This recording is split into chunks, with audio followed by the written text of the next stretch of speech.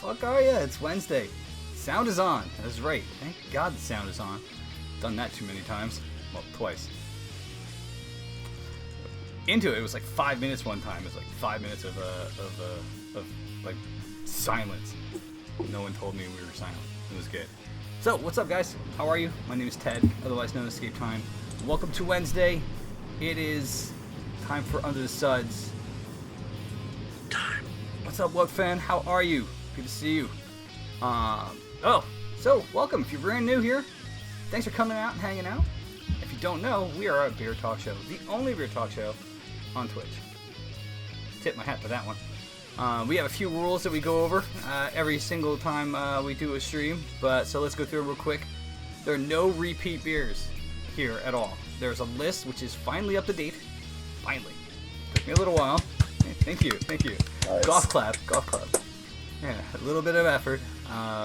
So if you go down into panels, you look under the Suds, there's a list you can go check out.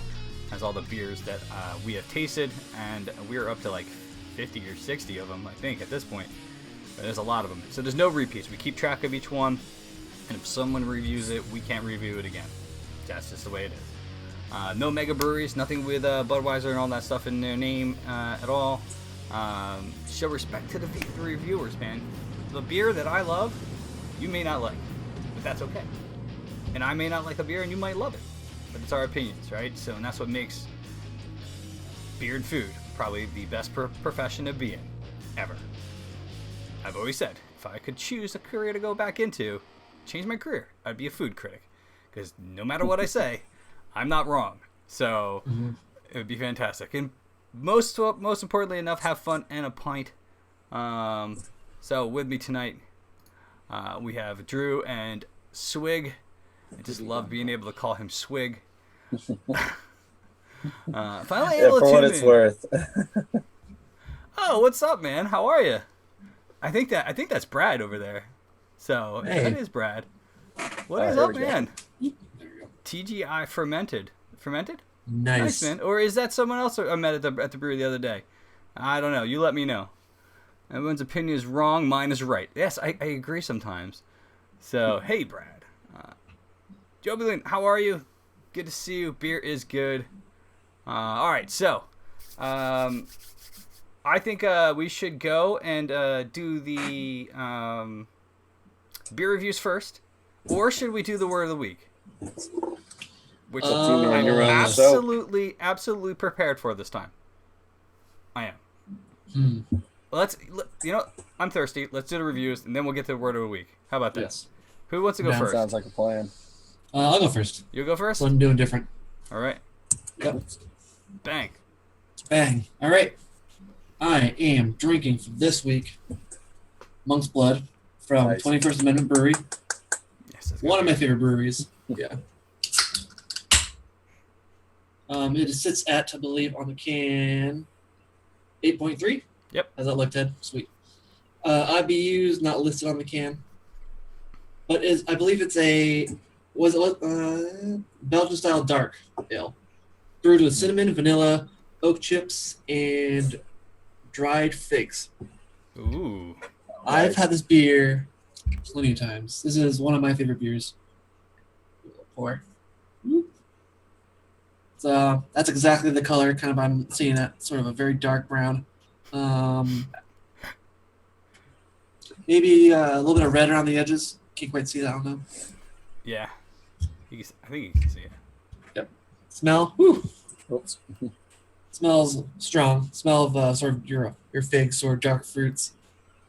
A lot of oakiness of that same vanilla flavor as well. That's added. It smells a little boozy at 8%, but that could also sort of association with that oak flavor and sort of a little bit of an alcohol you get in there. No hop character as you sort of get for most Belgian beers. Again, sort of caramel. Caramel, sort of the strongest flavor. A little bit of a raisiny kind of that fig kind of note to it. I'm trying to pick something else in there. It's something else in there. I'm not quite sure what that is. It's very malty, extremely malty. I'm just gonna go for it. Not much of a head. It's sort of 8%, so that's gonna knock that down pretty quick. Oh yeah, it's viscous. It's so thick in the mouthfeel. Getting sort of your chocolate, that caramel, the figgy notes, and sort of the same thing as a smell, vanilla. The cinnamon is kind of in the back end. It's kind of, I guess, if there was a bitter note that most beers have, where it's sort of a hop character, the sort of that sort of contrast to a sweet beer. You give a little bit of sharp cinnamon at the end. The oak's in there too, is kind of blending in with the sort of caramel vanilla flavor. What else is there? Else in here? Nope, just the cinnamon in there. So very malty, extremely malty. That's sort of the front flavor. Then it goes to the sort of caramel, figgy, sort of almost. It's sweet too, so I guess that sort of adds to the sort of texture to it. But it ends on sort of a relatively dry cinnamon note to it, which all sort of works well together. It is a little warming actually, for 8%. So you are going to have a little bit of a heat to it, sort of that little alcohol warmth to it. I sort of feel that in sort of the back of the tongue. Not overwhelming. You sort of know going into it, it's going to be sort of a higher alcohol beer. Not 1 to pound because it's going to be physically hard to because it's so thick. This is one of my favorite beers. This is not the first time I've had it. This is like I bought 3 cases at the beer store because I saw it. Can't go wrong with that beer though. Yeah. My obviously rating for this is going to be a perfect 5 because it is what it is. It's a strong Belgian ale. It's sort of the sort of complexity is balanced. You don't want something that's so cinnamon. You don't want like a spice bomb in the middle of the summer. It's that caramel note's not too strong, not too sweet. It's not overpowering the rest of the flavors. The fig matches well with that same character, and that sort of oakiness in there sort of blends back into sort of the cinnamon woody note. I don't know. I love it. I love this beer. I will drink it always, but I can never find it. That's why it seems like those flavors would really enhance what that style is because you really do get that dried fruit, flavors and notes out of a regular strong dark. Absolutely. So that probably just enhances it, tenfold. For what they did. So that's that brought up a good point too. The yeast in sort of any Belgian ale produces that sort of banana tannins and the sort of that spicy note as well. Mm-hmm. So that spicy note can go in with the oak, can go in with the cinnamon, and that sort of banana note can sort of blend in well with the caramelly vanilla flavors. So it all fits perfectly together. I love it. Nice.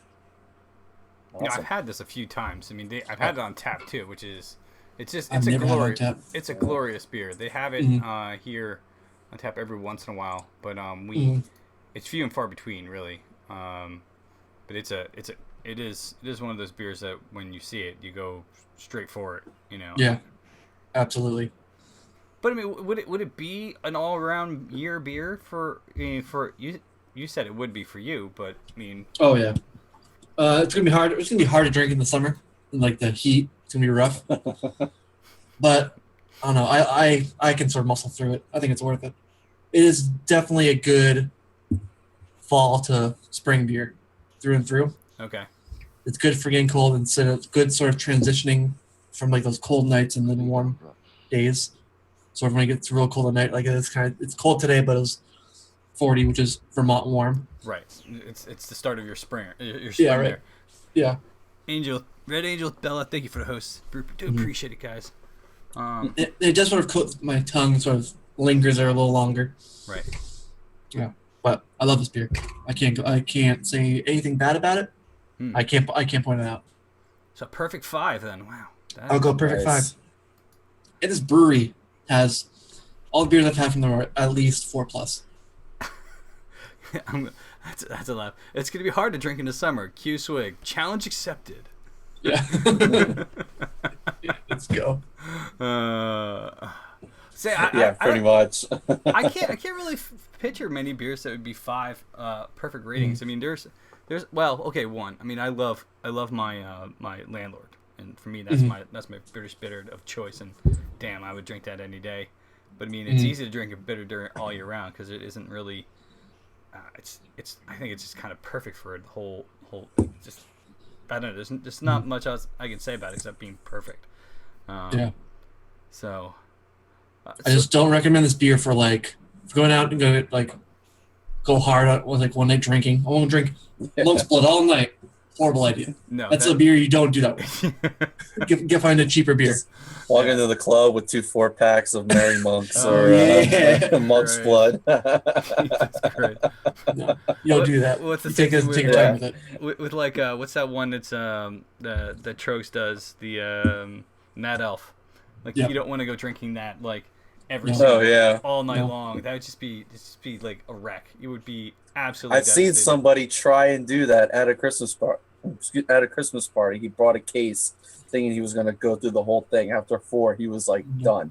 It was 11 o'clock. And I'm like, oh, okay, so you're in your 5th one now? Wow, good for you. Boom. Yeah, cool. Break a 6-pack. In his face. Oh my god. Swig, do you want to go next, or? Oh, absolutely. If the floor is mine. Yeah, go for it. All right. So let me get my stuff up. Now, the last time I was on, I did something kind of, out there, out of the ordinary. Decided to bring it kind of local. I think you're from, you've got some connections to Vault Brewing Company. Some people over I know there. James pretty well. He's a nice guy. I mean, we don't have him over for Christmas dinner or anything like that. But I figured. I've known him for a while through his brewery and through the Brewfest. But Vault Brewing Company is still one of my favorite places to go in Yardley. So. Yeah, I actually got familiar with them through a beer fest. I think the first time I had them was at the Philly Beer Week opening tap, and they seem to do a lot of nitro stuff, but they do a lot of year-round stuff as well, which is good. So I think this is a new beer by them. Here, I'll show you the can. It's called Golden Dilemma. It's kind of like a neat color that's on the label there. It's this really deep gold color on there.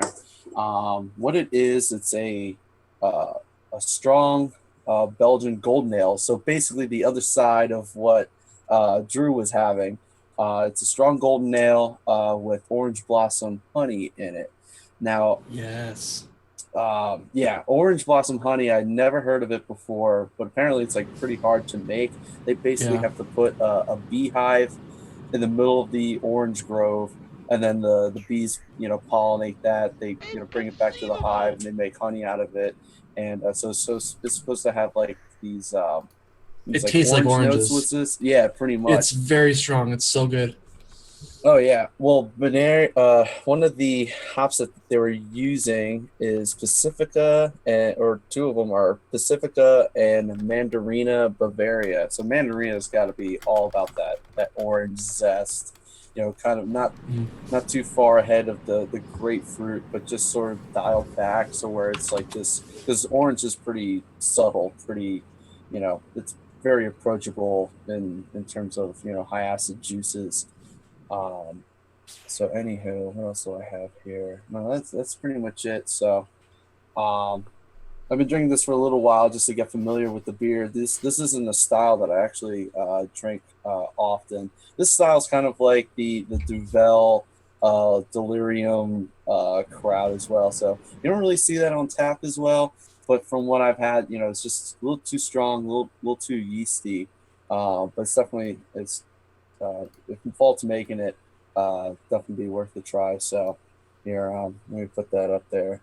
So it's very golden, very highlight-ish, kind of crystal clear.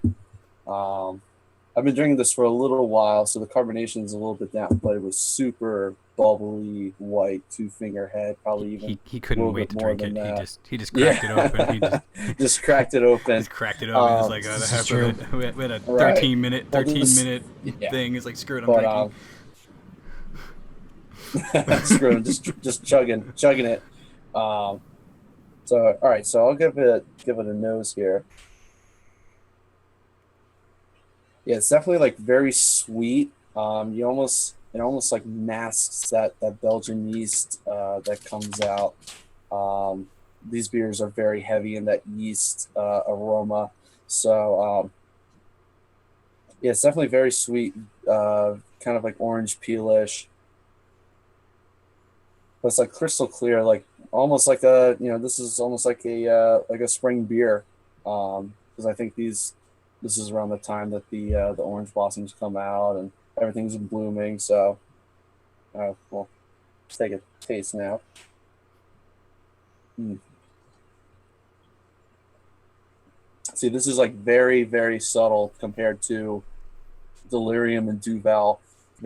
Sometimes it's like very, very carbonated, yeasty, malty.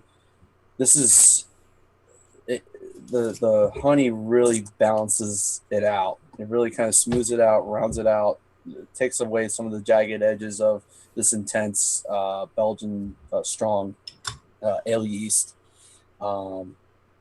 It also makes it like very, very crisp, not so sessionable, pretty boozy. Like I've had, just regular golden ales and cream ales that are kind of light in ABV, but this one's definitely like a little up there, almost like an IPA, like a clean IPA, with obviously with no hops.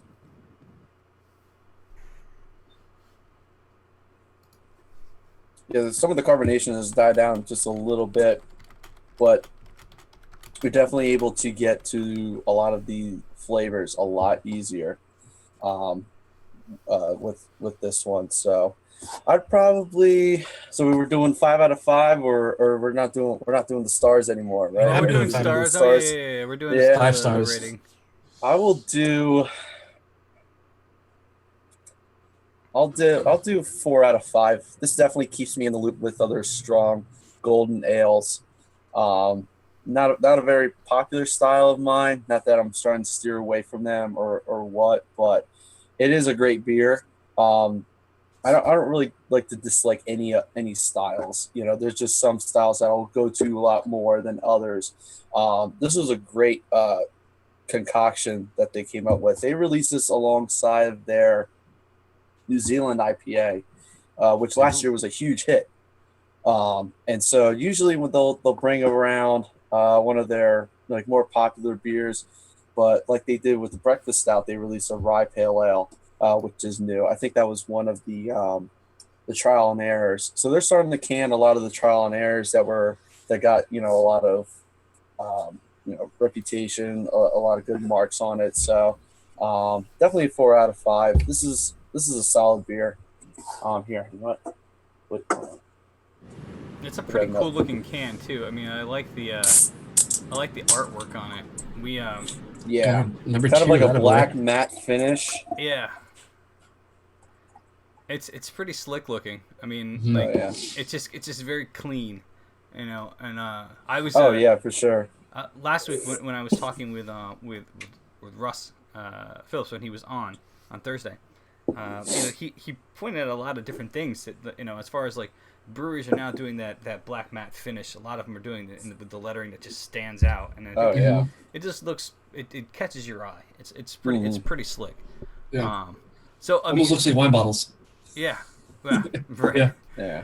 So I mean, like Vault Brewing Company, real fast, is in Yardley, PA. It is, as far as I know, it was started by 2 brothers, and it's called Vault because it was actually in an old bank. So if you actually look up Vault Brewing Company, their website shows, I think they show some before and after pictures. The after pictures look nothing like what the before. The brewery, the actual bank was just stark white and weird. But when you look at the way they made this brew pub, out of this bank, it looks like an old time bank with like wrought iron bars. Nice. The brewing area is like right there, and all they do is just like stone wood fire pizzas and some flatbread sandwiches and all day. it is a great place. And for us, for Ann and I, They opened up, and I can't remember how long ago they opened up, but I was just telling, I love jazz, so I was just telling Ann, I was like, damn it, I really wish there was some place really close that I can go and we can go hear some jazz. And lo and behold, walked in and I saw live jazz, and I was like, what? Oh, Beer, my heart. pizza, jazz. Forget it. It's perfect. home away from home. Perfect combination of all those things. You're not leaving. And these guys are great. They're fantastic there. So I do love their beer too, and they come a long way. And they're actually starting up. And I have James's business card, so I have his number. So I'm going to be calling him up and kind of doing something similar to what we're doing this weekend, which I'll get into in a second after I crack this open here. All right, let me jump to the cellar screen. I'm going to get the rules out of the way, and we are going to be jumping in here. Okay, so Sathros, I'm sorry. I wanted to kind of break them up here. I didn't do another Norwegian beer like the one you gave me. I did 2 in a row. So this is actually another a Vermont beer. We drank one, the Black Acre, this weekend when we were brewing. If you guys didn't get a chance to check that out, we have Check it out. The highlights are up there. Go check it out. So this is a Drop-In Brewing Company. Heart of Litholing? Sure. Got it. Win. It's why I didn't say that when I drank them as a backup beer. Like, it's this beer. This one right here. Yeah. But so this is actually one of their flagship beers. It's a Scottish ale. It's about 5.6%. I've never had this before. This is one of the ones that Rochester brought me to PAX East. So I was kind of excited about it. Let's see here. Yeah, it's a Scottish 90 shilling type ale. So that is PAX Yeast. Yes, PAX Yeast. All right, good. That didn't start overflowing. Normally Scotch ales don't have too much. Oh, it smells good. They don't have too much carbonation, but so I mean, every once in a while you open a can beer and I don't know if it's over carbonated and it just decides to come. Just gets all over the place. I find a Sly Fox 90% of the time I open a Sly Fox beer from Pennsylvania, and like their canned beers always decide to overflow on me when I open them. So I got my that tastes good. Let's see here. So I got my Guinness glass here. My Guinness. Let's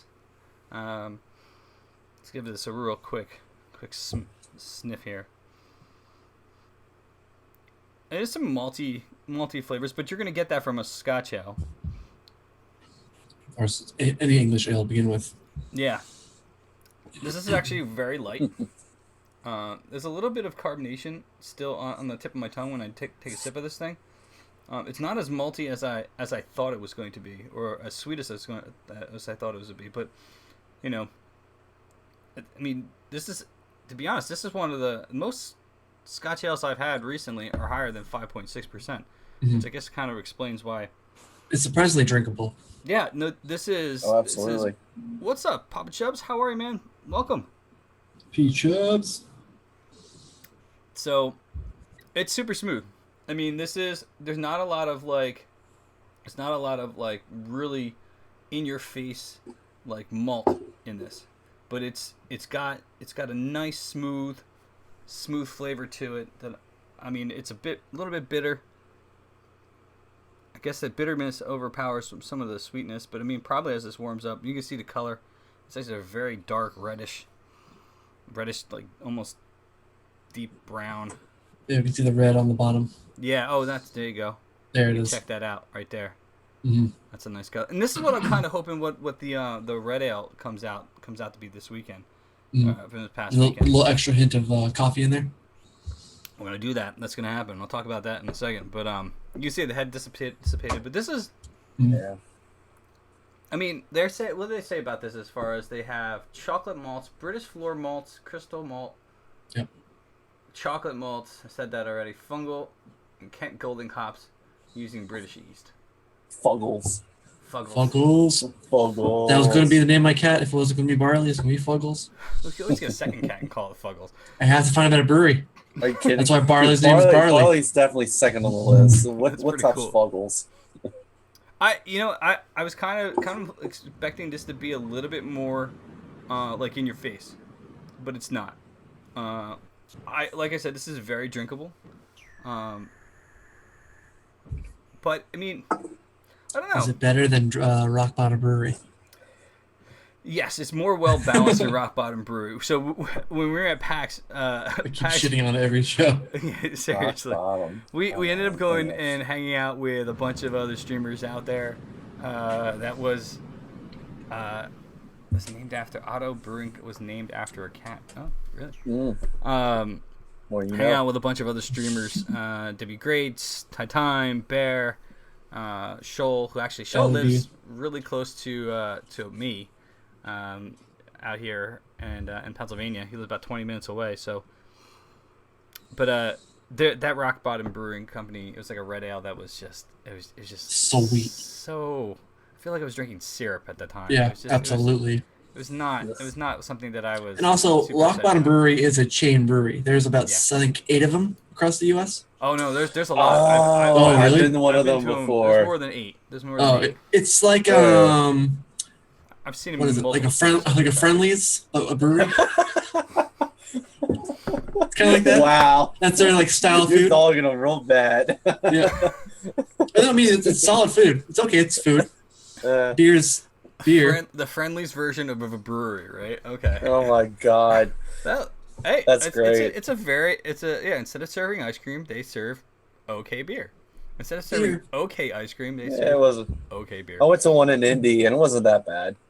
It was okay, but as soon as I found out that it wasn't local, like okay, all right, it makes getting sense. out of here. Yeah. But the one in Seattle is better. Seattle, Washington, as you expect. Their beer hit rock absolutely. bottom. Papa Chubbs. That's a bad joke. Thank you, Papa Chubbs. That's a bad joke right there. You get a rash point today. There you go. I mean, as I'm drinking this, it's kind of growing on me. The more of the malt's coming out of it, but it's still not like knocking on your face types. Gotcha. But you wouldn't expect that from a 5.6% ale. Is that what you look forward to, like in a Scotch ale or a British ale? Is that big malt bomb? Sometimes, yeah. Sometimes I want to be able to sit there and say, this is a British style. This is like all grain. Yeah, like if I had my landlord up here, I mean, in comparison, the maltiness of this, it's not like syrup, right? It's just well balanced. And this is well balanced. I would definitely drink this again. And we can't get this up in our area. I think this is very local to you. It's right? very local, yes. Very local. Very small. Let me see. There's something on the back here. Canned in New York. It's canned in New York and then shipped back to Vermont? Yeah, a lot of Vermont breweries can their beer in upstate New York. It's just cheaper. Drop-In Brewery is a production brewery of the American Brewers Guild Brewing School. Yep. Leader in craft brewing education. Oh wait, so you were saying yes that the brewer here is the one that you learned from, or no? Yes. The owner of the brewery is the sole proprietor and professor of the Brewers Guild, which runs out of Drop-In Brewery. Oh. I think it's one of the oldest East Coast brewing schools. Okay. He was one of our consultants at Northshire Brewery, and I basically got his textbook and free tuition. Oh. Yeah, it's not a legit certification. Wait, free tuition? Basically, I have all his textbook and all his work, like all the paperwork that he hands out and stuff. I basically did the class, just nothing to show for it, but I worked with him. That's awesome. Yeah, you were saying that they teach people there as well, so that's kind of kick-ass. I have the crowler of it downstairs somewhere. I have to review that still. I'm waiting. All the beers that I got, except for that Black Acre, I have all set for weekly reviews. So there's a lot of different beers down there that I need, and the Trillium that I brought back. Oh my god, so much Trillium. The cases. Okay, well, no, I got one case, and I gave half of it to Scotty. You drank the rest, you're right, sure. No, I gave it to Scotty. He paid for it. He wanted it, but he's going up there in October, and he's gonna get. I'm gonna tell him to get me into it. some more A second beer. round. Nice. Really excited. So as far as a rating on this, I definitely would say this is probably a 3.5 out of 5. Again, for drinkability, and I would want more a little malt forward, but as this is warming up, it's not still exactly where I want it to be. But again, this is the opinion of the reviewer, and if you disagree, it's okay. It's a free country for now, and that's it. Again, this is something that I could sit down and have a session with, even though it's below a session beer. Beer It's kind of like a sessionable cold weather beer. You don't see a whole lot of Scotch ales. You see a lot of browns or porters or even stouts, but it's rarely, close to a brown ale. Yeah, it's very close to a brown ale. This kind of like a thicker brown ale. This like is a session something porter. I could sit in front of, we have a fire pit out back there, and in the winter and even early spring. Perfect. This is something that I could sit back and just tip a bunch back on. Yeah. And it would be definitely a very good thing. It's nice because it's not that high in alcohol, because when I'm playing in the fire pit. You're right. You're playing in the fire pit. That's the thing. fire pit. That's the thing. Anne's like, you cannot drink and make fires, because I have, and it's gotten out of control. It's the only way you make fire. This is true. But yeah, at 5.6%, this is a very, very good beer. But I would give it a 3.5. Maybe I don't know. Maybe it's just me. I'm a little bit critical about stuff when I come. I have a very. I figured you would be on this beer. That's why I looked for a English style or British style beer. No, I love it. I love the beer. So I'm like, let's hear it. I love the beer. I just and like I said, as it's warming up, as I'm drinking more of it, and maybe it's because of the carbonation. There's a little bit of carbonation on my tongue. It's a little strong. Yeah, I mean it's not. It's not like champagne, but it's a little higher than the style permits. Yeah. All right, so let's do the word of the week real fast, ladies and gentlemen. Oh shit! Hold on. Let's go here. I'm gonna get this all set up here. Bang and bangarang. Bangarang. Word of the week. Longest drum roll ever. You only hear the drum roll. It is. Wait. Decoction. Decoction mash. All right. So, if you don't know, Decoction. Here, we do. Yes, as the weird voice behind me says. Decoction. Decoction. Over and over and over. Decoction. Right. Yeah. Where's our girl? This is a guy pronouncing it this time. I don't know. It's better. It could be you fired the lady? No. All right. She didn't show up last week. No, she didn't show up last week. I totally failed. See, I didn't tune into that. Decoction mash is a method of mashing that raises the temperature of the mash by removing a portion, boiling it, and returning it to the mash tun. So, the reason why and just explain to everybody who's first time here, and what fan, thank you very much for the follow-up. Before I didn't get a chance to vocally say it, because people were doing their beer reviews, so Drew Ratchesphere has a ton of knowledge, and I feel like it's a good idea for me to try to catch up by every week learning a new word with everybody. So that's why the word of the week is. So again, decoction mash, method of mashing that raises the temperature of the mash by removing a portion, boiling it, and returning it to the mash tun. That's the definition, but I mean, what is the reason for doing that, though? That's the question. The reason why for doing that is to denature the proteins in the grains. Okay. And I think it's the beta amylase, fancy word for potential sugars in the grains. When you sort of denature this sugar compound and this proteins, you can create a thicker mouthfeel. Sort of a thicker, heavier beer. Usually found in Belgian beer, so in Monk's Blood or in Swig's Golden Ale. Yep. Are typically brewed with a decoction mash. Or a Hefeweizen could be a sort of more of a decoction mash. It's something sort of to hold the weight of the sort of the Belgian yeast. Okay. So you don't say you have a Hefeweizen that's very light in body, almost like a Pilsner kind of texture in your mouth.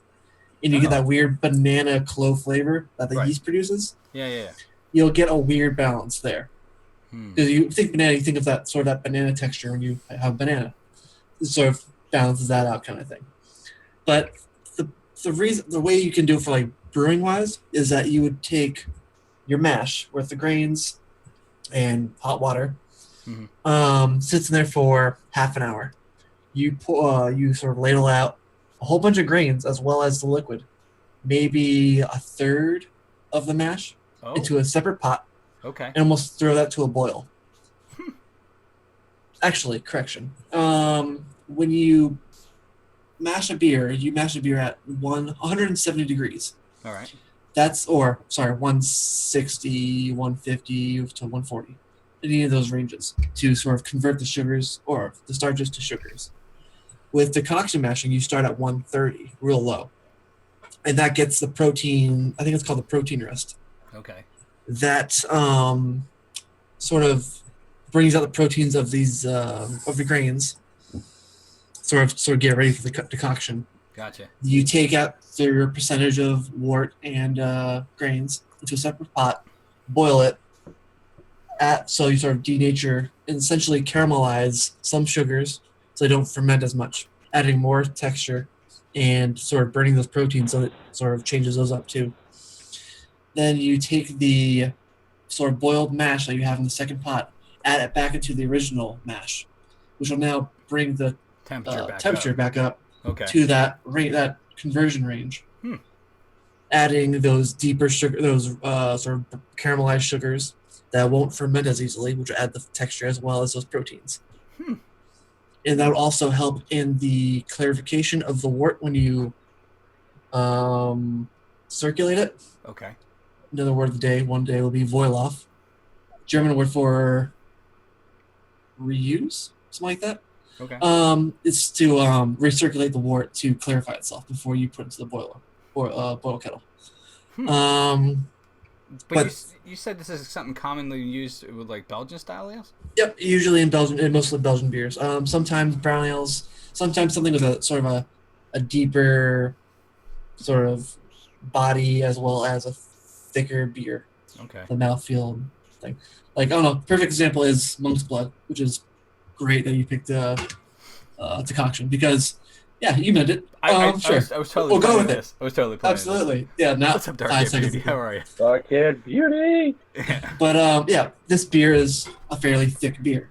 It's not sweet like the Rock Bottom Brewery. No, that was like drinking. It was thick and sweet because when you drink the sugar, it sort of sits there like a syrup. Yeah. While this is fully fermented, but you still have that texture there. So this, we did a review a few weeks ago for the beer that Brad, who's hanging out in chat tonight, from River Horse gave me. It was the Triple Horse style beer. So would since that's another Belgian style ale, would they also use that type of method? And it's something I can definitely propose to them. Because possibly. Okay. We'll have to ask that question. It's a triple, so it's higher alcohol, correct? Yeah. So it's like 10%. So. Oh yeah. So when you get up to sort of the higher alcohol beers, that sort of cuts through that thickness. Okay. So maybe it won't shine through as much. So therefore, some breweries won't use it because it's not really necessary. Right. But that is a very good question to ask them. Yeah, we'll have to ask them. And I agree with you completely, Dark-Haired Beauty. Listening to Register explain this type of stuff, it's what inspired me to do the word of the week in the first place. You know. Yeah. So What was great about when I worked at Northshire Brewery, shout out. We made a Hefeweizen with another shout out. The beer I created as my recipe. So if anyone in the Vermont area or New York area or Rhode Island, I think, see Northshire's Hefeweizen, it's my beer. Nice. But we take, it's a thing of 300-pound mash tun. Like that's how much the grains go in there. Oh good God. Yeah, is ridiculous. We took out some of the liquid and scooped out tons of the grains, threw it into the boil kettle, and then send that to the boil, and then decoct that back in. Okay. When you do it at home, it's so much easier because it's only maybe a few cups of liquid and a 2 cups of grains. When you do it from like 300 pounds, you're doing like 50 gallons of liquid and Jesus Christ. another like, I don't know, 10 pounds of grains or something like that. And you're boiling that and you have to try and dump that back in without burning yourself. Terrifying. Yeah, Burn myself too. imagine. Hurts a lot. Yeah, Confirmed. probably does. So, hey, if it inspires you to do that, Dark Hair Beauty, by all means, try it. Why not? Brewing beer is fun. Plus, just for the love of God, the one thing I said this past Sunday when we were brewing beer, you know what? Don't start trying doing it in your house. I've seen way too many people try to brew beer on their stove and then just with a uncontrollable heat boils over, and then you're scraping malt or just like wort off of your off of your stove. So I mean, if you guys haven't, it wasn't that bad when I tried on my stove. I brewed beer on my stove probably like about a year ago, but haven't gotten around to brewing beer since. But I've definitely been thinking about it. Well, you're gonna have to. We just brewed beer this past weekend. My brother Scott B, who's on here all the time. My brother Scott, he and I brewed at his house. But I mean, the next time we're gonna be brewing in my house here. So once I get the Wi-Fi set. So if you ever want to come over, Swig, by all means, the more the merrier. Absolutely. And obviously, Drew, if you ever want to drive down and brew with us, I'm not going to say Yeah, so. I'll be right there. 5 hours away. We got an It'll be extra worth room. it. You're good. It's exactly 5 hours away. I'll take the math pike. Yeah, your grandfather made shine in caves. Oh my God. What? Hell yeah. Oh God. Oh, That's awesome. Wow. That's awesome. I got I'm some the mountain cave. shine in the house somewhere, actually. Like legit, like moonshine in my house somewhere. Definitely saving that. That shine. Yeah. Where was that? Gatlinburg, Tennessee. They had in the town. They had a place where they actually did moonshine. It was just ridiculous. It's rough. Rough stuff. Code of the Shiner. Write nothing down. That's right. What's up, Yeah, that's right. Christian? How the hell are you, man? That's nobody. So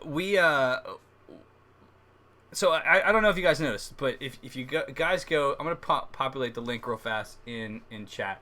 But Twitch recently added in events, so I actually kind of like this whole thing. So I'm gonna populate it in chat. So I actually put a ton of events going up here as far as future shows, what we're planning on doing, whatnot. So just click on the link. You actually can see what we're planning over the next month and a bit here. So. Oh shit. Yeah. Look right. at you doing things. I'm getting. This is like professional here, ladies and gentlemen. I'm trying to do Weird. my thing. Like legit. Where are we? Weird. Going. So April 1st, which is this Saturday, right? We're gonna be actually live at River Horse Brewing Company, which Brad, who's here tonight, works there. Good friend of mine from Isaac Newton's and Brewfest and stuff like that. That Brad hype. Yeah, my man Brad. So going forward, as we're doing events and stuff, I'm gonna throw them up on this event calendar. I think that's a fantastic way to do it. I was seriously thinking about doing a kind of Google Calendar, put it down there, similar to the Google Docs that we have for tracking the beers that we've drank. But when this came out, I think this looks fantastic. I don't know. It's probably one of the cooler things I've seen that Twitch has released recently. So And you got past events too, so you can look back on them. yeah, exactly, which is really good. cool. So and in 2 weeks, I guess April 12th. Oh shit. Oh jeez. April 12th. It's a day. It's a day late, possibly $1 short. I'm doing a birthday stream on that Wednesday. My birthday's on Tuesday, but I'm not gonna shift the show. It counts. It's still the thing. So come hang out. Let's have a beer on my birthday if you're around. Even though my birthday's on the 11th, and I don't want anybody to say anything right now at all. But at that point in time, because some people already know, I'll let you guess how old I am. Oh, got it. Don't say anything. Some Well- people know, some people don't. I'll let you guess how old I am. I recently got told that I look My a certain age, and I was like, fucking take it. Seriously. That's so good. Yeah. So That happened at the same party. yeah, actually Still it got happened. it, Ted. It happened at work. At work, this one girl was like, "You look blah." I'm not gonna tell the age because you may think I look that way. Who knows, right? But yeah, yes, you know, Papa Chubbs. Quiet there. So, all right. Anyway, let's get to some topics here. I know, Drew, you had a topic to go over, to kind of talk about. Yeah, a little bit. Okay, and we can talk about that, and then I have a few other things we can talk about and going forward. But yeah, go for it. All right. I looked up at. Let me get the link out real quick. It was sort of the what is it, the clientele, the sort of percentage of sort of beer consumers, but craft beer growth is sort of shooting for more female drinkers. I guess us white male are sort of the majority of the sort of beer market, the craft beer market. Yeah, I think so. Yeah, pretty much. I think they quoted saying women account to being 28% of the weekly craft beer drinkers. And what they're trying to figure out is how they could sort of bump up the numbers to get like a 50-50 split of male female. I thought it was pretty interesting because a lot of big breweries out there, and breweries sort of in Vermont as well, because I've sort of been to these breweries and met these people. They have their head brewers are women, and they create amazing beers.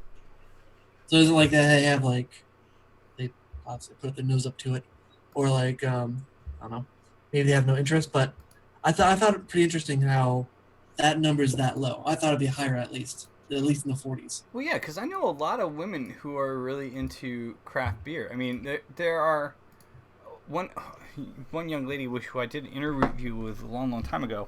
Her name is the Beer Goddess, out of California. Really nice. Erin Peters is her name. You can look her up. She knows her beer. I mean, And the owner of Devil's Backbone too.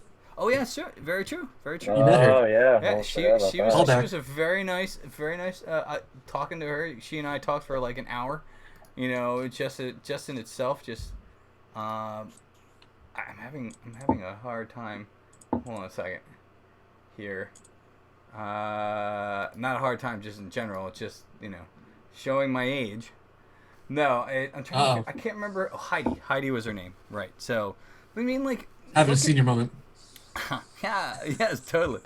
I mean, so, what do you think? I mean, what do you think breweries can do to actually get more women interested in craft beer? I mean, I got my wife interested in craft beer by giving her all she drank was Blue Moon, and like the normal macro crap, right? So I started giving her like lambics. Yeah. I started her out on lambics, and then I got her into. I went directly from. She didn't like IPAs, so I went to a double IPA. Gave her 90-minute IPA by Dogfish. She loved that. Oh yeah. But I mean, what do you think? What do you think craft breweries can actually do to get more women interested into this? I think it's like Pretty believe labels it's- and over advertising works on me. fuck yeah. Yeah. Um Well, something that they've seen for sure.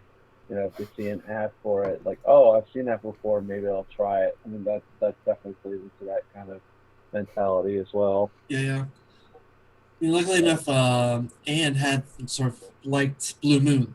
That's a good starting point. Right. It's a good kickoff. So you can Oh, you yeah. can go to Hefeweizens or Belgian beers from there. Or you went to Lambics, Belgian beer. Or anything fruity, a lambic, a Belgian beer. You can go from a wine. Girls like wine, right? Sure. Or ciders.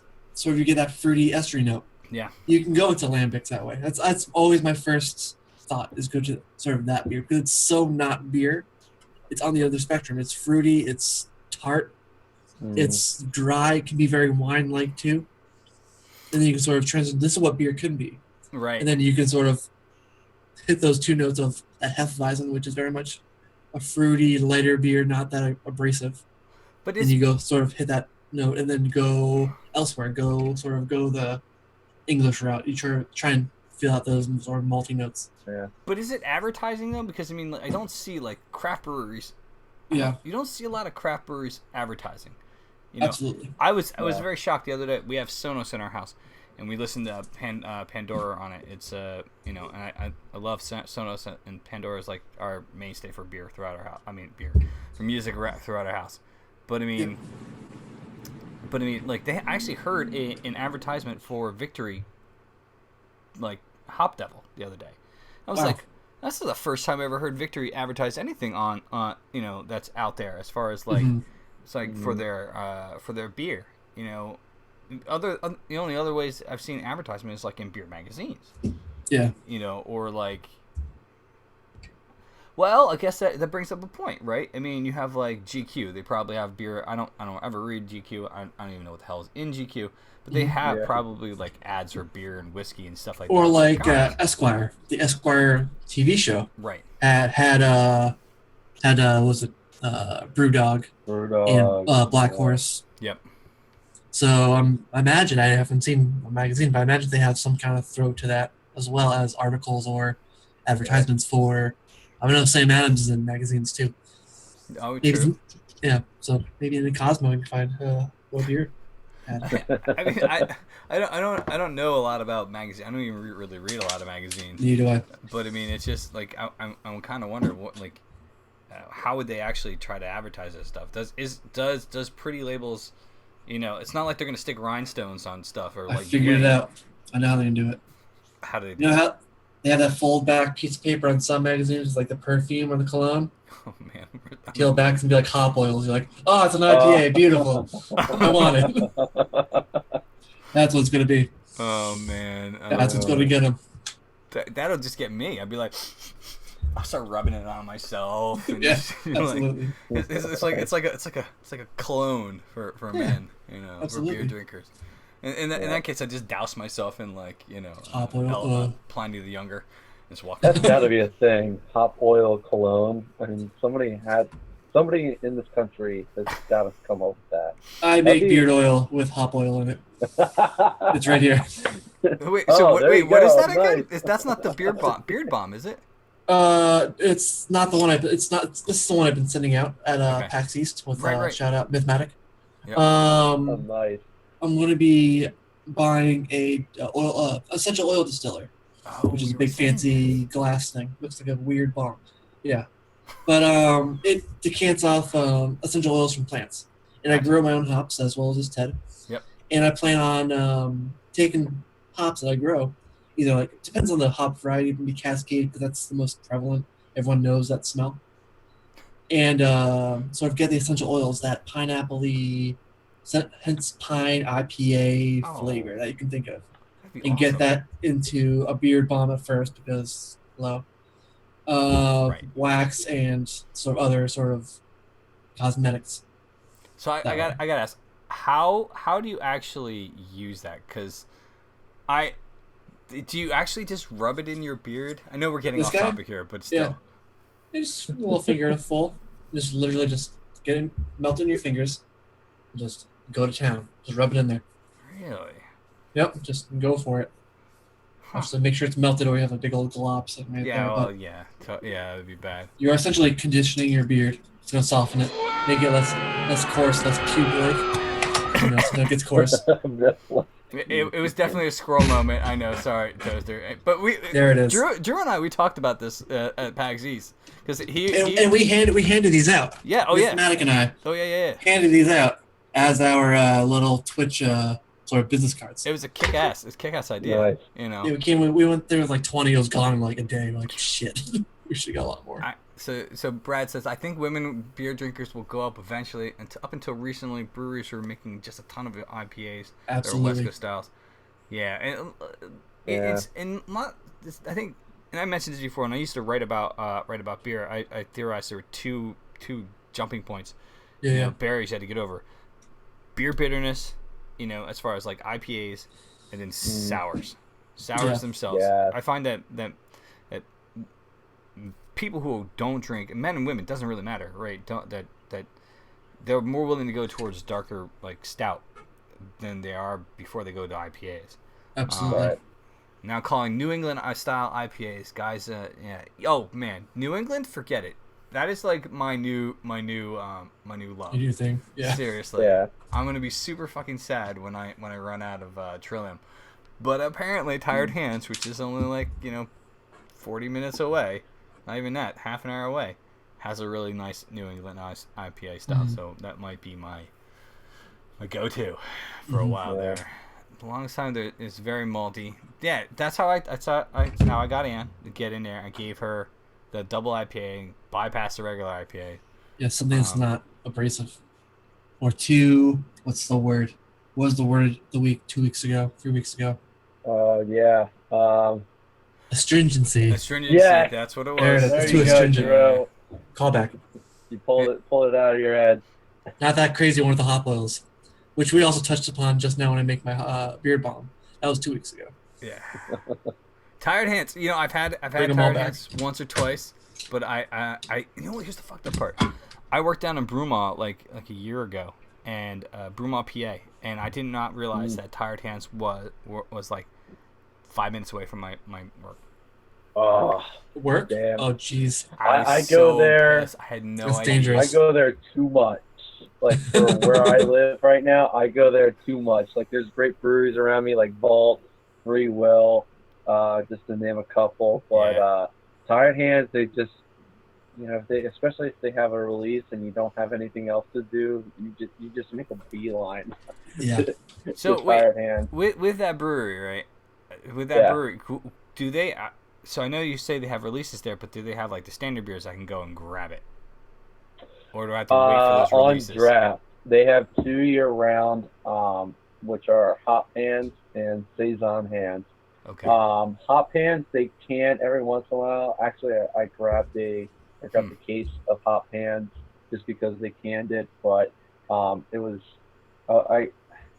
they always have it on draft. So if you go in with your Tired Hands growler, you can just about get it any time of day. However, their Saison Hands is actually their our Eisen. Here, I'm gonna type that into the onto the message board. But that is like kind of their oak aged Saison, and they bottle it, and that is behind the bar at all times. So yeah, Saison Hands and Hop Hands, you can get them year round. But then they have like 8 different beers. Like sometimes they're collabs, sometimes they're just experimental beers. Yeah, you never know what you're gonna get once you go down the Tired Hands. So it is like, even if you don't get cans or not, if they sell out of something that you wanted or whatever, they always have something that catches your eye. Like, yes, I want to get a growler of that or something. Is it always in growlers though? Because or can I? I mean, all these other beers you're talking about that are on tap, possibly. Can I? Oh no, that's the thing. Can releases. Well, all right. So I was supposed to. We were going to try to meet up last week, but I had to go to a can release. Right. On Wednesday. All right. So yeah, basically, and probably like the week before, there was a milkshake release. I would too. People literally lined up hours before the fermentaria, their like brew pub, opened for hours until like 5 o'clock. And once they started selling their beer, and apparently the line was easily like an hour long, going right through Ardmore. Yeah, it's really crazy. Now, Vault, what they started doing is they have their cans available for sale online, so you can reserve them, and then within a week, you go to the brewery and you pick it up, and no line, no wait, forget about it. However, at Tired Hands, they literally announce it almost last minute, whatever they dictate, and people try to call off work or whatever. They put their chair out at like 9 o'clock in the morning. Oh, Jesus. And, oh my God, it's like a damn iPhone. Yeah. I can't see myself doing that. I gotta say. Yeah, it's every once in a while you can like kind of bite the bullet and like, all right, I'll be able to get cans like right when they start at 5. I mean that's what I did. That's what I did last week. I was able to get a full allotment of Green Man and a case of hop cans. Ooh. Basically showing up right at 5 o'clock. But if it's like a milkshake, like they're really big into the milkshake releases. When they did Blueberry Pancake a couple weeks ago, they announced it like the day of the release. So they allowed a very limited amount of time for people to kind of organize, get their shit together. Yep. Joe and Chad just mentioned that the Blue Pancake release was crazy launch year. People. Yeah. Yeah. That's And kind it's not even good. Like I just opened the can like maybe a couple days ago, and you don't it like was it? already like moldy. No, like it was like it was say okay moldy? on draft. Yeah, dude, there's like chunks in it and stuff like that, and It's that texture I was talking about. it's not Not moldy. well, it's not like moldy. I don't know. People call it mold. People call it yeast or whatever. But Right. like a couple days after it was canned and you poured it, it looked nice. It looked like just a clear beer. It was kind of like a bluish, purplish type beer. So you don't see that, but that was from the blueberry puree. All right, so this is what had. Just to give a background, it had graham crackers, cinnamon, blueberry puree. Oh wow! But then it was like hopped to hell with like really citrusy hops. And I had it on draft when they first had it at the Brew Cafe, and it was delicious. I thought it was a great creation. Like wow, like this is what beer has like come to. So then they went through it, and they decided to can it.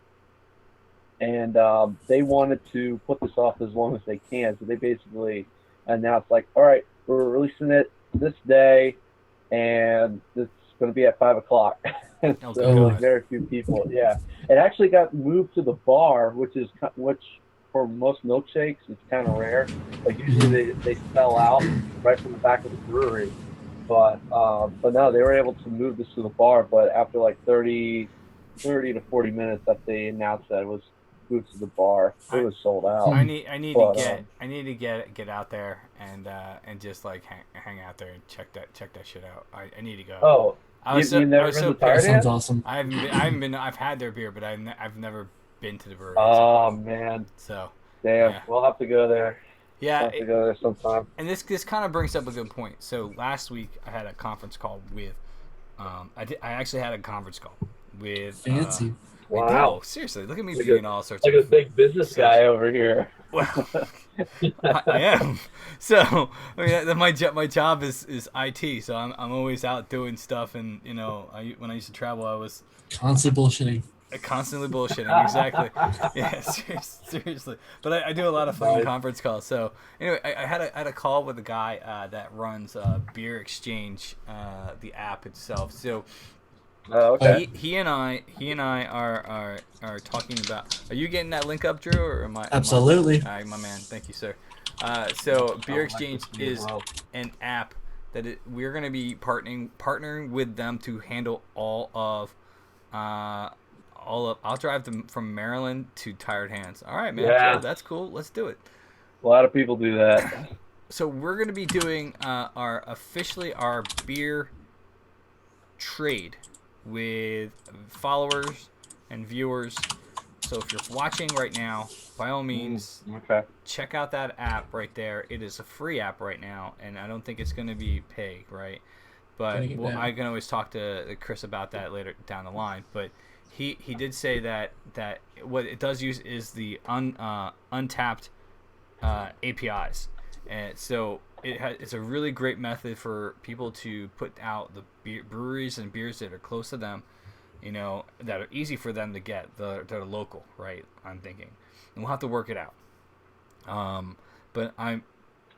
Looks just like Untappd. Yeah, and they use there you go, Beer Exchange. So you can actually list all the beers that you have on hand or in your collection, or I'm thinking like local beers, like we have Vault, we have Tired Hands, we have Neshaminy Creek, we have Round Guys, we have all stuff locally to PA. There's a lot more ones that I've totally missed from saying, right?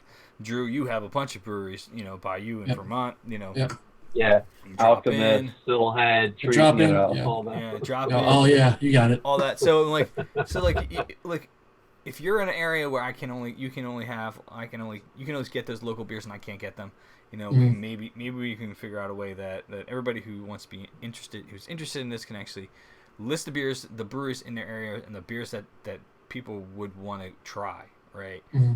And then we can actually figure out. You can go into the app and choose from the followers from here. So the one thing I did say that I wanted from this app really was to be able to kind of group us all together, as far as friends and whatnot. On Tap, you have friends in a sort of a community page kind of thing. Yeah, or on the app itself. Right now, if you actually log in, if you have an Untapped account, you get this app, and you go in here and log on to the website itself, the one that you put up, right? Mm-hmm. You would be able to see your friends on Untapped, but it uses those APIs, but it's not. It's not currently in the app itself. So, I think what I'm gonna do is I'm going to get the guy Chris, who's the developer on this, on in like a week or two, and we're gonna dedicate like an entire stream where if you guys have any ideas or how we could handle this, what's the best way, probably be a good idea is if you guys are on Untapped, maybe we get a listing of everybody's Untapped names.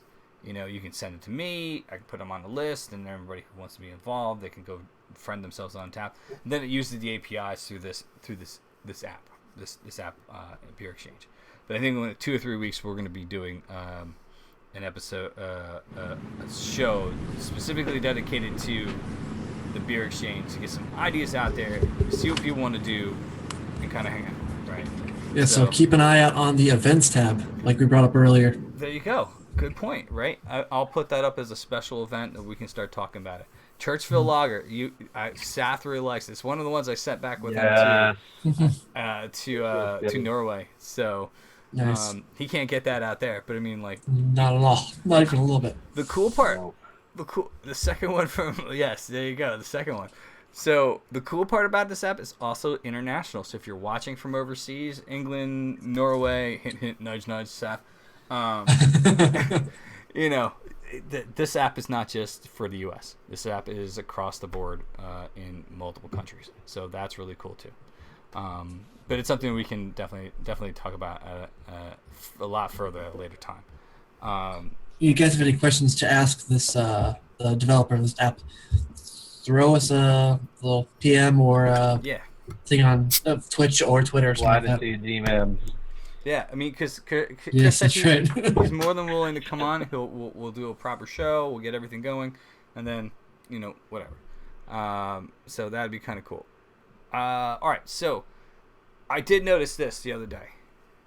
That actually was just the other day. I'm at work. I have nothing. I'm bored out of my mind. So I start looking up.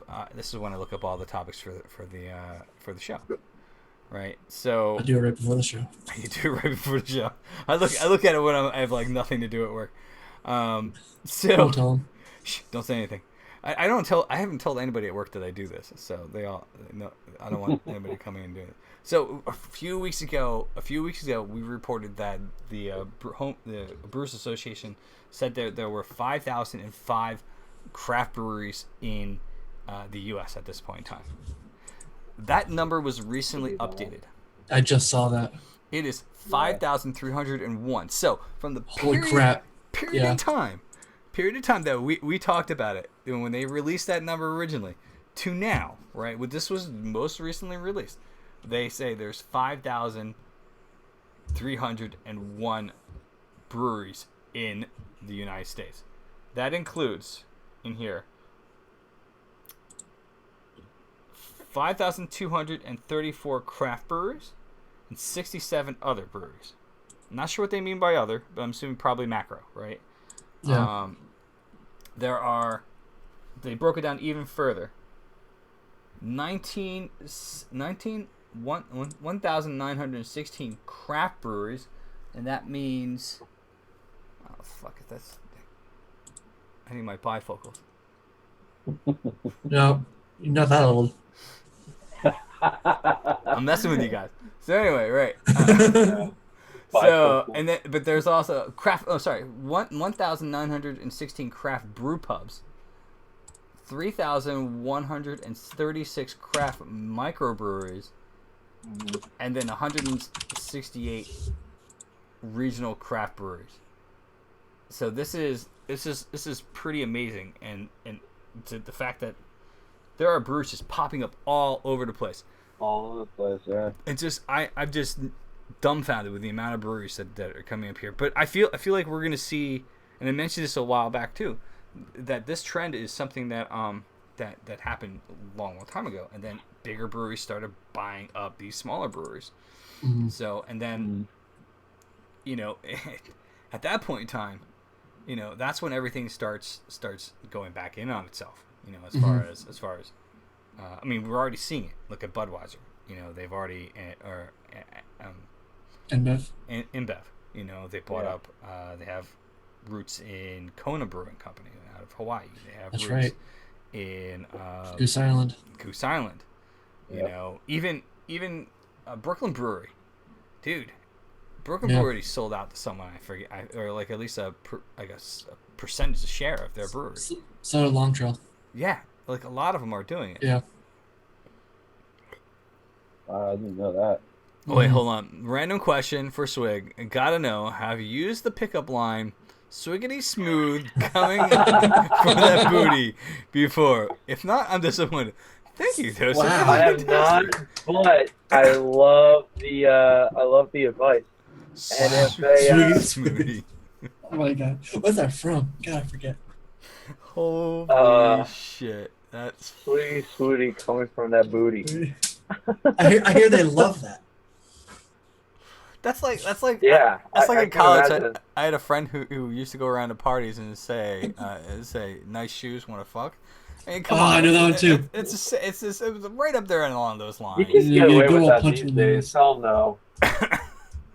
No, if I did that in Westchester, I went to Westchester like a few years ago. If I did that in Westchester, pretty sure I'd get my ass kicked by that girl, and then her friends would, you know, Kick beat you. the shit out of me. Yeah, At that point, you you don't do probably that. deserve it. I mean, if you're gonna use that type of line.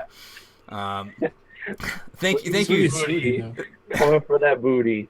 All right, I'll T-shirt. use that line, and I'll let you know how it goes, Toaster. Yeah, When we become partnered, and we have hundreds of people watching us, we have merch. We have a Swiggy Swooty shirt There with you go. Swig. there we go for Swig, Swiggity Swooty. Yeah. Thank you, Toast, for supplying that squirrel moment. I do appreciate it. That was good. Oh, looks like Steve is watching our feed through the hotel bar. Nice. Yes, he is. That boy. He's out in California Yeah. doing his thing. You know, Nice. my man. So let's see here. 100% support that T-shirt. Yeah, I bet. I love it. No, Papa Chubbs, I agree. You also see some smaller breweries closing. So the ones that I really like aren't. Yeah, Crime and Punishment is like they just started to close, and now they're kind of trying to get out of that hole that they started. Really? Yeah, like you never really saw them on the shelves though. Like they came from San Francisco, which all right, yeah, they're coming from that Fertile Crescent of where craft beer started, I guess. Mhm. But they made it all the way to our area.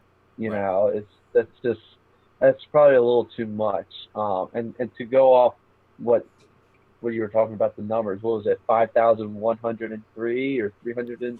No, it was 5,300 and let me bring the story back up. 301. I closed it to go to another story. 301, yeah. Yeah, Okay. it was a ton of brewers. Well, a lot of those breweries, if I'm not mistaken, probably like the majority of the new breweries that have been open, they're almost like bars, you know, that only serve their beer. Mhm. So they probably have the brew set like right behind the bar, and that's basically all they serve. Yeah, they'll probably serve wine and liquor depends on depends on the state. Like I think in Dogfish and Pennsylvania, Rehoboth Beach. yeah, Beach. yeah, exactly. Yeah. So, so they probably just serve their beer, but they don't distribute. And like what happened with Crime and Punishment, they started bottling their beers, they started distributing it, and maybe it was a little too much, too much for them. But I think a lot of breweries now are starting up these small breweries that are literally right behind the bar, and they go literally 2 feet from the brew system to the keg and to the taps. Well, I mean that's how Vault started. Yeah, Same thing with pretty much. Triumph Brewing Company. But I mean, Vault, they're actually opening up an entire production brewery. Yeah, which I think is good for them because they do cans and everything. Yeah. I think this year they just started to be on store shelves. So I mean that's I good haven't for seen them them. on store shelves yet. So I don't. I mean, I wish Well, I. bottle shops. I know they've appeared on Bottle Shop East Okay. or Bottle Bar East. I know they have a whole wholesale feature on their website now. My store is actually trying to get them into either our growler station or on the shelf. It just depends on how often they can because right now they only do the can releases like Golden Dilemma or New Zealand. Well, they were trying to do to get the production brewery up, as far as like I think it was supposed to be by the spring or fall of this spring or fall, but it got pushed back. I mean, and I'm glad they pushed it back. I don't want them to start kind of they got to get everything right overexerting themselves to this stuff. They absolutely. have a good fan base for it. Sure, you want to start getting your beer out there, but just focus on getting it and doing it right, and that's what Neshaminy Creek did. I think locally here, Neshaminy is one of those breweries that just had a pretty good start with a lot of their beers, and they took the time to perfect what they were doing, and then they were able to expand out to different things. Right. You know what I mean? Yep. And Jeremy's a very smart businessman when it comes to a lot of things. This is not his first business, the brewery. You almost have to have like some sort of mind of a businessman because a lot of these brewers are really entrepreneurs. I talked to Garrett Oliver before, and I actually asked him a business question, and I don't think he knew how to really answer that. But basically, the gist of what I asked him, like, all right, you need a business mind to run a brewery, and he kind of gave like, well, we have a department that kind of runs that and everything. So I mean, he really focuses on the Brooklyn brewery, making the beer. But a lot of these guys, like, they're the brewmaster, but can they be the owner as well? So I think we're just trying to figure out. He's not the owner of Brooklyn Brewing Company. No. He's just a head brewer. Steve Hindy, he's just the head brewer. Steve Hindy hired him. Yeah. But I wasn't sure like how involved Garrett Oliver is with the business side of Brooklyn Brewery because that's a pretty big brewery now. That's a pretty popular brand. So. Oh, I know. I mean, so, I had Brooklyn Brewery at my wedding. I mean, like nice. I had. This is before everything happened with them selling part of their brewery to someone else, right? But I mean, like at my wedding, we had a beer that we brewed, and then like Dogfish, we had Brooklyn, and something else. I can't remember what it was. I think it was Flying Fish actually from relatively local breweries. Oh, and then I brought in a keg of something from Triumph Brewing Company as well. So. You have to try them. You have to try them or Iron Hill. I've heard very good things about both of those. What? Triumph. Triumph. Triumph, I think, has been around a little bit longer than Iron Hill. Triumph's been around since the early 90s, and the reason why their name is Triumph because they're the ones that actually in New Jersey was able to overturn the law to allow brew pubs. So nice. That's the history behind their name. Gotcha. I was looking for. Yeah, there's one in New Hope. I've never stopped in. New Hope one's fantastic, hands down. I love that better. The original one's out of Princeton, New Jersey, but I love New Hope one. They have pool. They have pool tables there, so I go there. My wife and I will drink. We'll get some food. You know, I know the bartenders, so we drink, we play pool, and I'm really shitty as pool now. I used to be really good, but could be worse. Yeah, Iron Hill's now a chain. It's not that great of a beer. I don't know. Right. I think I have a friend of mine is one head brewers at Iron Hill, and he does some really good stuff. It's a great local brand. Like they're trying to sprout out in a lot of different places. I remember when I went to Westchester, they were right at High and Gay Street, which is like the main intersection of Westchester. And they're right there. They just opened a big one in North Wales, and I know for sure they're going to make one on Market East.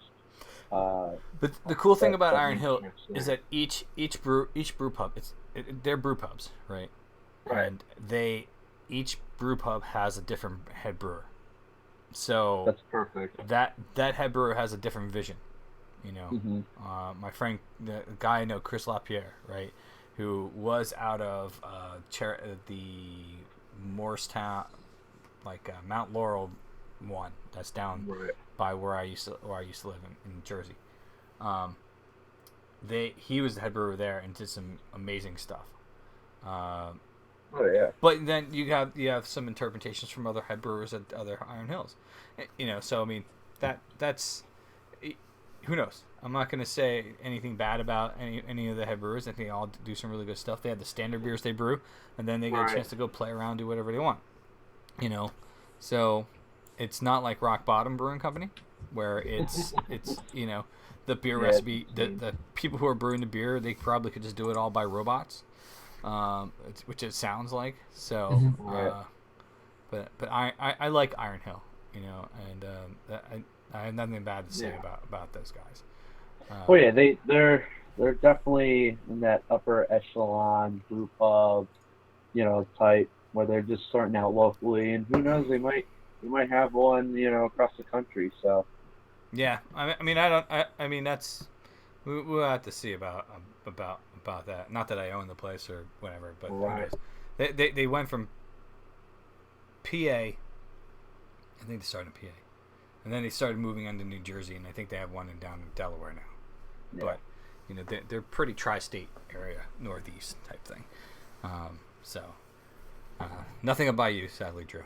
But you know, the tri-state area. I can always send you some. Hey, with this amazing app we're going to be partnered with, Goldwood. Yeah.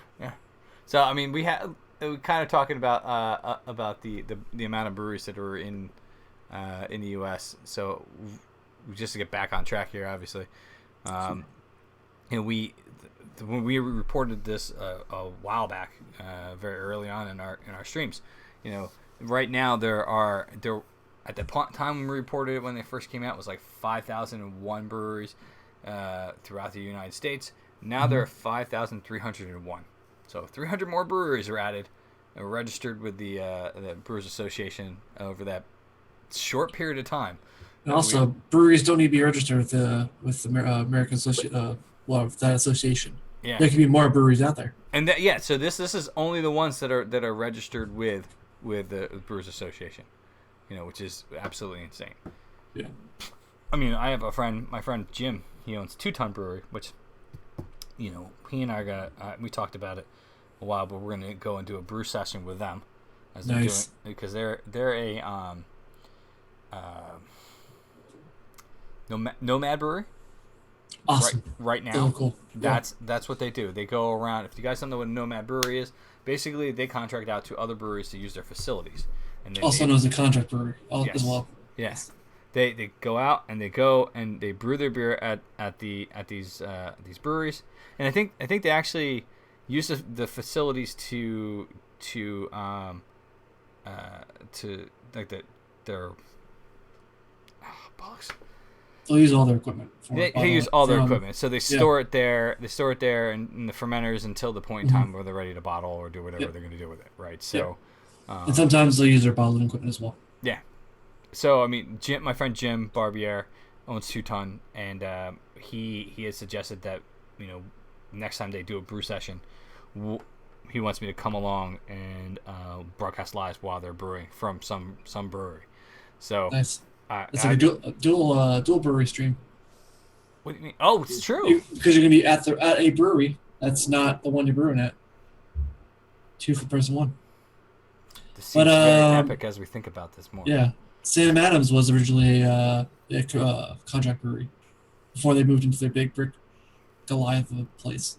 Yeah, and we ran into Jim Kutch in PAX. Yeah, text you. Cool. Guess what? I just talked to you. What the fuck? You're like 5 minutes. Just got off the bus. Yeah, you just talked to one of the You already saw him. millionaires of craft beer. Yeah. Yeah. The guy who helped the craft beer industry like hugely. I mean, you may or may not like Boston Brewing Company or Sam Adams Brewing Company beer, but who knows? Yeah. He has had a hand in a lot of what we're drinking now. So big hats off to that guy. And when you host a beer talk show on Twitch and you go to PAX East in Boston, the one person you wouldn't expect to meet is that guy. I really should have asked for his fucking picture, man. I should have said, "Can I get a picture?" But I'm not that type of guy, right? No, he's totally up for that. I know, but I didn't want to be like that douchebag. Be like, "Can I get a picture?" When's the next time you're gonna see him? I don't know. Sorry. No, I can go to his brewery. It's like, hey, because he's hanging out there all the time. who You see him in the knows? commercials? No, they won't. He's always there tapping on a brewery, drinking beer. Who knows? Swimming in beer in that weird commercial. Yeah, seriously. So who knows? Maybe I will go up there because obviously he was there. You know where to find him. I do. You know where he gets lobster rolls. I'll stalk that place. I'll go to Boston for like weeks on end and just like, Stream. I'm Stream with waiting. your laptop, follow him like those guys Yes. at PAX East. hey. Oh my god! I still had to figure out how they did. I think they were using like Periscope or something like that. Yeah. So. Yeah. But I think that was a good highlight of PAX. I wish I should have gotten a fucking picture with him. So goddamn, things you think of. Yeah. But Hindsight 2020. I don't want to be that guy. I don't want to be that guy. I'd be like, dude, fanboy. Hey, here you go. Yeah. Hi. I got to meet him once at Meeting of the Malts last year, and there was a whole bunch of other people, taking their pictures with Jim, so I was able to get away with it. But he's actually like he's actually like a pretty personable guy. You can almost ask him, cool. anything. Oh yeah, Mm-hmm. he's super cool. Yeah, because he's definitely like a hybrid of like a big macro brewery, but still keeping like those craft beer ideals, and sticking with that. He's experimental, he's traditional, he's Samuel Adams. I mean, if you don't like Samuel Adams, then you're drinking too much, Tire Hands or Trillium. You're getting spoiled there. But right. Yeah, Samuel Adams is a phenomenal brewery. To answer your question, Dark Hair Beauty, I don't think it's insulting to ask people where they get their festivals, where they get their ingredients. Because because sometimes they'll get them from local growers. Well, it's like going to not farmers markets, but like going to certain sort of high-end restaurants kind of thing. And people are like, oh, this is our, you go all sort of food hipster, and they ask you like, oh, this is our chicken we get that's free range, or beef that's sort of grass-fed from this farm. It's kind of the same thing. Yeah. I don't with think beer it's festivals, it's insulting. usually with like hops will sort of show off that it's a noble hop that's from Germany or something like that, or grains from Germany, or if it's a U.S., Belgian, or German grain. Yeah. And I They think usually take pride in their ingredients. I think there's certain communities are very toxic, right? But craft beer community, not so much. Absolutely not. Not so much, man. Brewery to brewery, I have helped out. When I worked at Northshire, we would lend ingredients to each other all the time. Yeah, it's. I think. I love going and talking to brewers because they're so happy to talk about their beer. They're so open about it. They are. Great. They're so excited to talk about their beer. It's just one of those things. I mean, it's. They love when people enjoy what they're doing and they sit there and say, "Damn, this is even if they don't like it, what you're doing. Again, it's a matter of opinion, right? That's one of the rules. But I mean, it's I've never had any brewer that I've ever met be like a dick. Yeah, like snub those assholes. Not tell you a damn thing. Yeah, I've never had any person as a brewer be like a complete dick about it. You know, I mean, I think it's just unless like we're just too fucking something's leaking or exploding, they're busy, and you're like trying to ask them a question. Right. Then they'll give you they'll shit on you. Like, no, I'm out of here. What was this? Yeah, but at festivals, I think, and if you go up and talk to festivals, absolutely, by all means.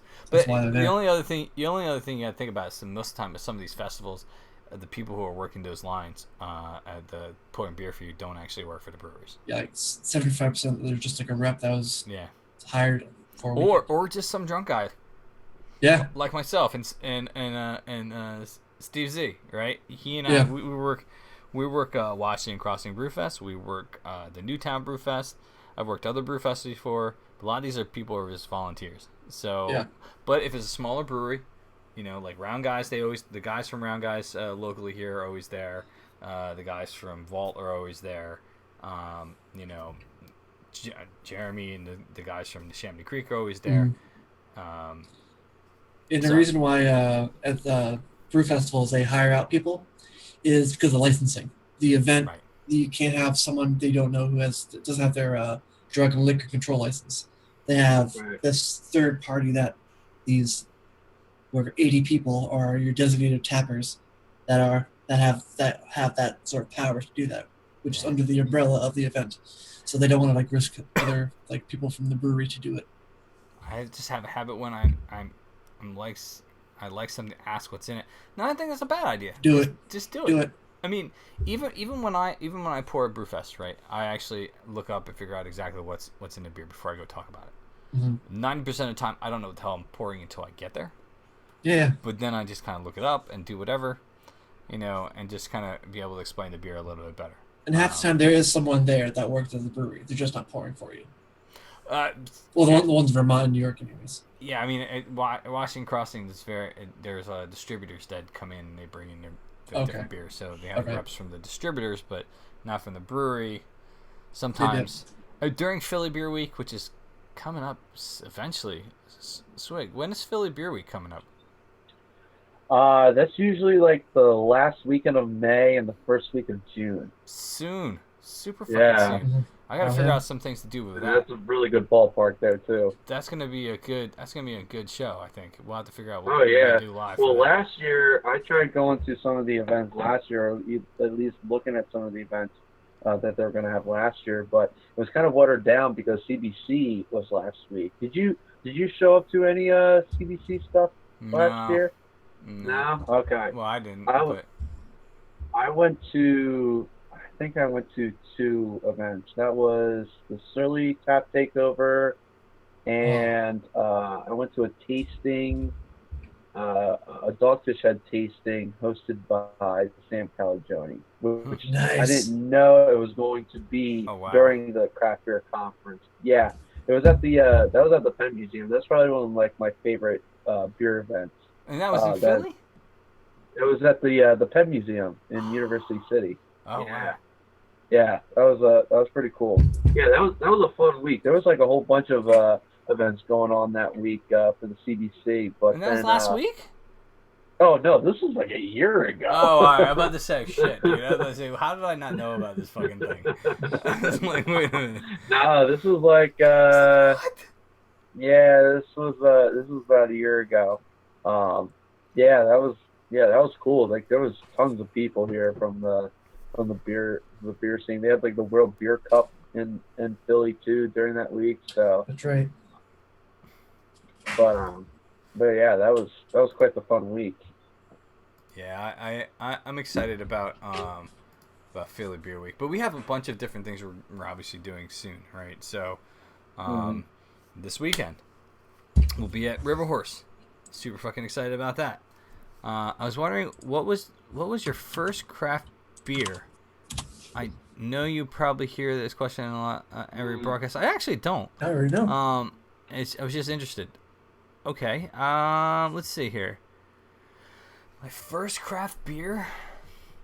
I'm about to write it right now. So your first was Summit Extra Pale Ale, Swig. Yep. Okay. Well, okay. Where did you have that? Was it like 2 years ago, or no? Okay. Let's see, summer of 2013. So You were 21, right? yes, I was 21. Of course then. you were. Oh yes.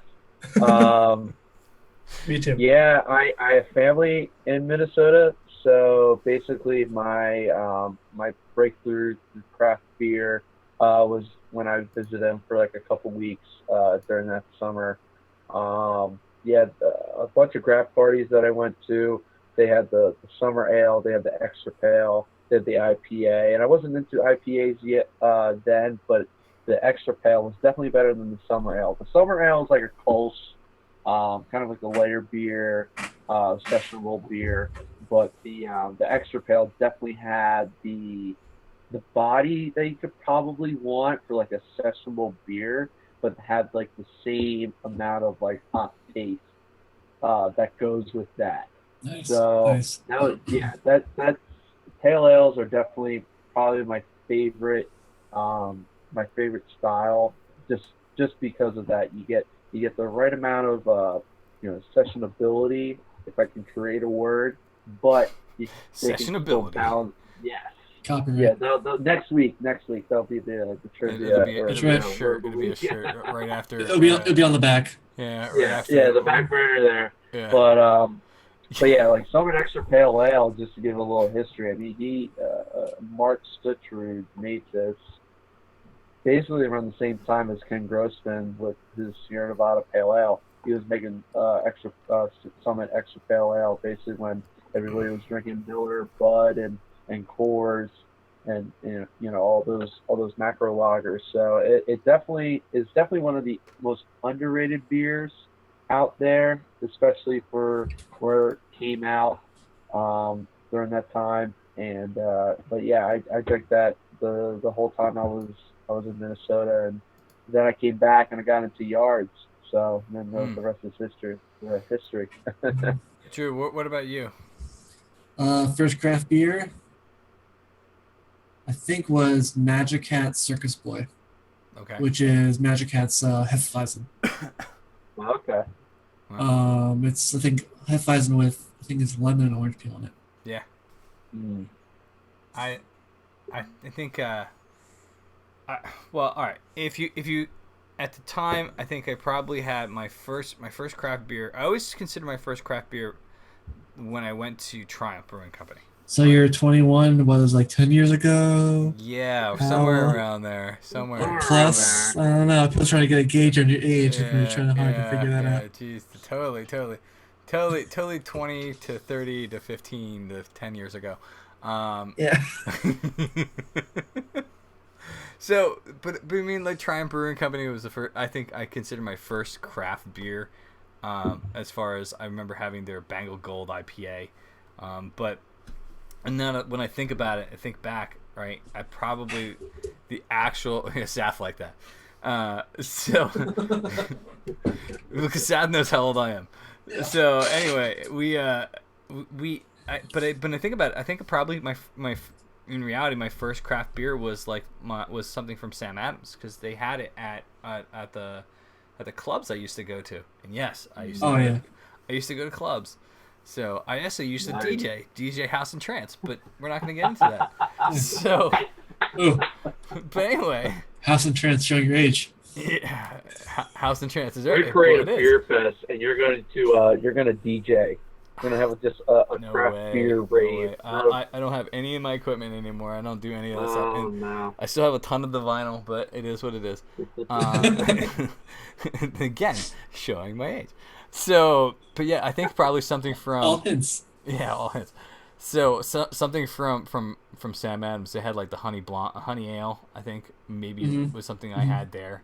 But at the time I didn't realize that was craft beer. I thought it was just something I could get at the club. I thought just the Boston Lager was. That's very much in line with any other beer. Sure. Yeah, that's just the darker one. Yeah, it was just, but it's a lager, and we used to drink a lot of lagers. So. Yeah. But again, I still think that for me, I always consider my first craft beer something from Triumph. Mhm. Most likely the Bengals Gold, which was good. But yeah, it was the one from that Bengals Gold from Triumph that really got me thinking to myself, wow, this is some pretty fucking great stuff. We're gonna get more of this. Yeah. You know, so I started searching and doing all sorts of things and finding this all out. But yeah, I think that was my first craft beer experience. At least the one that kind of hit me and said, hey, you know, there's something out there that I need to explore. You know, Mhm. Exactly. which has expanded my horizons obviously since then. Hence all the paraphernalia behind you. Oh, Jesus Christ! Yeah, there's so much crap behind me.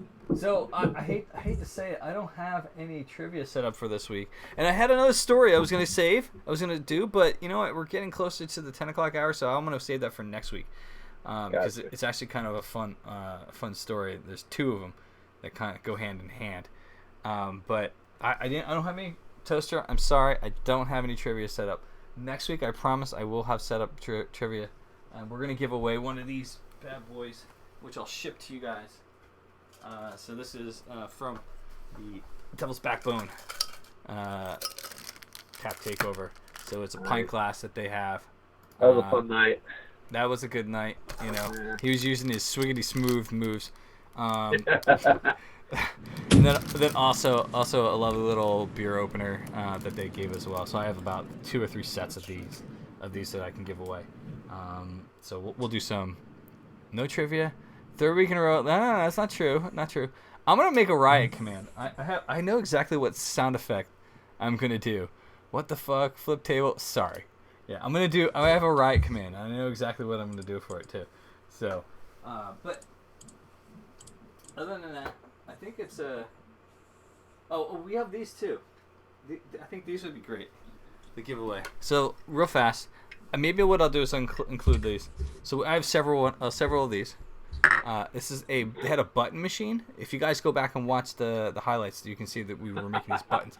The button machine that I almost broke. But this is Swig broke the damn thing. But it's also a bottle opener in the back. Oh, so nice. you know, so I have a few of these things, and I'll let you guys choose which one. I know which one's going to be coveted the most. All right, so that's a big deer. Here's their Vienna Lager, Pumpkin Hunter, and I know, this one is going to be the one that people are going to covet the hell most. yeah! Check that beauty out. Yeah.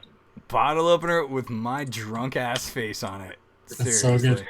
So maybe we'll give this away as part of the giveaway next week. I got a giveaway too. That I bought something from Indiegogo. I bought an extra one. Oh, nice. I threw the video in chat. So I'm like, I got an extra one. Might as well maybe give away one of these on trivia. Oh, there we go. Let me see what this is. Second. Yeah, I'm about to open it as well. Oh shit! Hold on.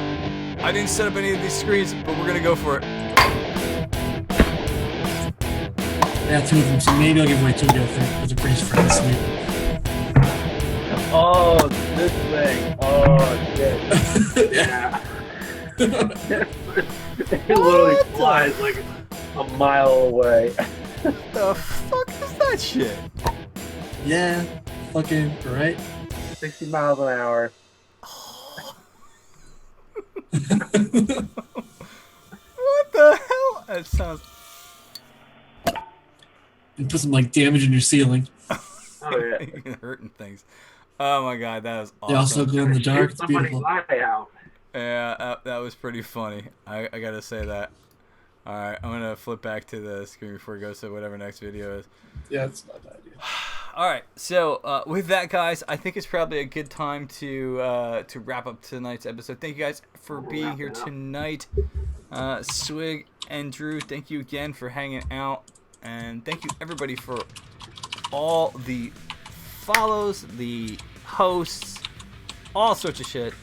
You guys make coming back every week and drinking beer a hell of a lot more enjoyable than drinking by myself, because that would be really boring. Yeah. So thank you guys. Then the alcoholism gets real. We're like, okay. Exactly. Not that this isn't. We're connoisseurs.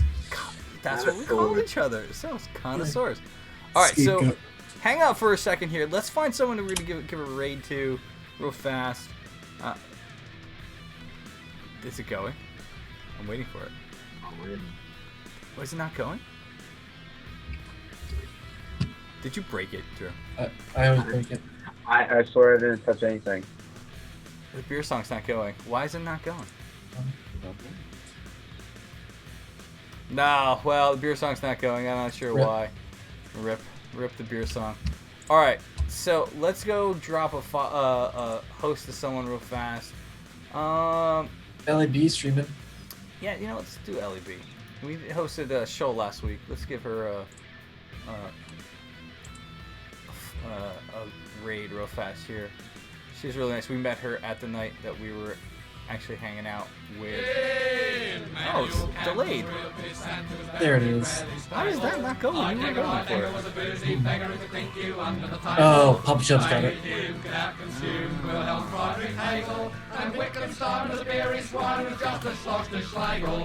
Yeah, there you go. All right, so here's LEB. Go give her. Please don't post this more than once when you go and raid her channel. Go give her tell her we said hello. Yes, the hooligans have invaded your channel. That's who we are. Absolute hooligans. But yeah, thank you guys for hanging out. We love your faces. We'll see you on Saturday. We will be at River Horse Brewing Company with my boy Brad. Nice. Here tonight. So check us out on Saturday. And don't forget to always check the event on the channel to make sure you can see what's going on. Thanks, guys. Have a good night. We'll see you Saturday afternoon around noon. Cheers. Cheers. Bye. Bye-bye. That's a wrap. Go give that LEB some lovin'. She's a really nice girl.